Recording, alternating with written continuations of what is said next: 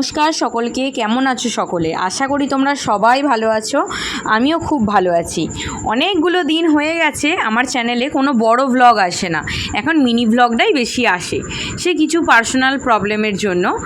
তো দিনটা ছিল রবিবার, বড়মশাইকে আজকে বাড়িতে আটকে রেখেছি, কারণ পুজো যে সামনেই, বাড়ি ঘরদোর সব তো পরিষ্কার করতে হবে। এবার ও না বাড়ি থাকার কারণে আমি বাড়ি ঘরদোর পরিষ্কারও একা হাতে করে উঠতে পারছি না, কারণ ছোট্ট সোনাকে নিয়ে বাড়ি ঘরদোর পরিষ্কার করা মানে খুব দুর্বিষহ। একদিন যাওবাবুকে আটকে রেখেছিলাম, তাও শুধু ঘরটা করতে পেরেছিলাম।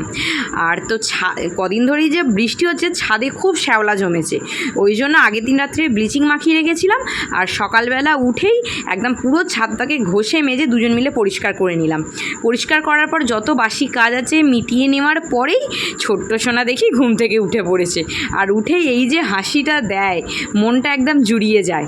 এরপর সকাল সকাল বসিয়ে দিলাম সুন্দর এক কাপ চা, দুজন মিলে চা খেতে বসলাম। আর আমি তো আগাগোড়াই বাটিতে চা খাই, আমি কাপে চা খাওয়া পছন্দ করি না। তো দুজন মিলে অনেক দিন পর একসঙ্গে চাও খেলাম, কারণ ও খুব ভোরবেলা বেরিয়ে যায়, আর একসঙ্গে চা খাওয়ার পর্ব তো উঠেই গেছে। আর বাড়িতে আছে বলে ওকে আজকে মন ভরে চাউমিনও করে খাওয়ালাম। অনেক দিন ধরে বলছে আমাকে একটু চাউমিন করে খাইও না গো।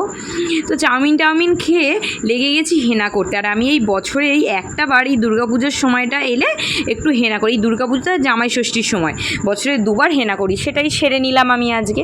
এবার ওটা লাগিয়ে নিয়ে লেগে পড়েছি বারান্দা পরিষ্কার করতে। সে যা ঝক্কি, প্রথমে ঝুল টুল ঝেড়ে নিয়ে এবার এক এক করে সব মুছে মুছে গোছানো, আবার তার মধ্যে ছোট্ট সোনার দুষ্টুমি। আর আমাদের যেহেতু বারান্দাতে মেঝে করা নেই, সেই ছাদের ওপরে, এবার সেটা তো মুছতে পারি না, এত নোংরা হয়। ওই জন্য ওকে বললাম যে বারান্দা থেকে সব জিনিস চলো দুজনে বার করি। বার করে পুরো বারান্দা জল দিয়ে ধুয়ে নিলাম, নিয়ে বারান্দায় আবার সব জিনিস গুছিয়ে তোলা হলো। আর তুলে ভেবেছিলাম যে আজকে রান্না করবো না, এত কষ্ট হচ্ছে সারাদিনের পর, তারপর আবার ভাবলাম না চাপিয়েই দিয়ে একটু আলু সিদ্ধ ফেনা ভাত বসিয়েই দিয়েছি। দিয়ে তো গরমে একদম হাঁপিয়ে একশেষ হয়ে যাচ্ছি, মানে সকালবেলা সেই ভোরবেলা উঠে থেকে এক নাগাড়ে এত কাজ। সবটা তো আর ভিডিও করে তোমাদেরকে দেখাতে পারিনি, তাই যে কি কষ্টটা হচ্ছে সেটা একমাত্র আমিই জানি। এবার এত ঘেমে নিয়ে যাচ্ছি দেখে ও আবার এসে বললো, দাও আমি আলুর চোখাটা মেখে দিচ্ছি, তুমি বরঞ্চ পাঁপড় ভাজাটা করে নাও। এরম হাতে একজন হেল্পিং হ্যান্ড থাকলে আর কি চাই। তোমার ঘুম পায় না? হ্যাঁ, সারা দুপুর ঘুম নেই চোখে? হ্যাঁ, মা যে সকাল থেকে এত কাজ করলো, মায়ের তো একটু ঘুম দরকার, তাই তো? তুমি মাকে ঘুমাতে দাওনি কেন আজকে? তুমি তো একটা ঘুম দিয়ে নিলে, দিয়ে এবার জেগে জেগে খালি মায়ের সঙ্গে দুধ মনে হচ্ছে। টোকো টোকো টোক,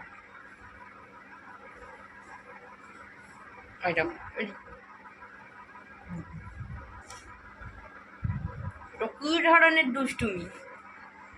এই বসে বসে আমাকে জ্বালাবে বলে এসেছে, নিজের তো ঘুম হয়ে গেছে। এবার মা জেগে থাকুক না, পাপাও চলে গেছে কাজে, এবার মাকে একা পেয়েছি, মাকে তো চিপিয়ে চিপিয়ে খাবো, তাই তো?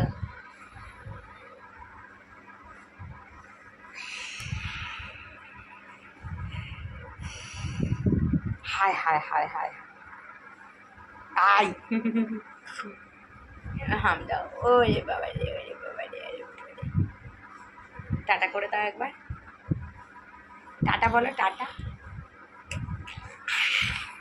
ও মা বলো, বলো মা।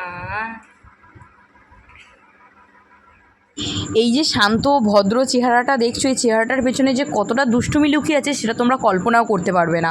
আমি জাস্ট দুটো বাসন মাজতে গিয়েছি, তার মধ্যে এসে ঘর থেকে যত টিফিন কৌটো, ওর খেলনা, গ্লাস, এটা সেটা করে কত যে জিনিস বাড়ির পেছনে ফেলেছে। আর শুধু এখন বলে না, সারাটা দিনে যে কত জিনিস এরম বাড়ির পেছনে ফেলে দেয় সেটা কল্পনাও করা যাবে না।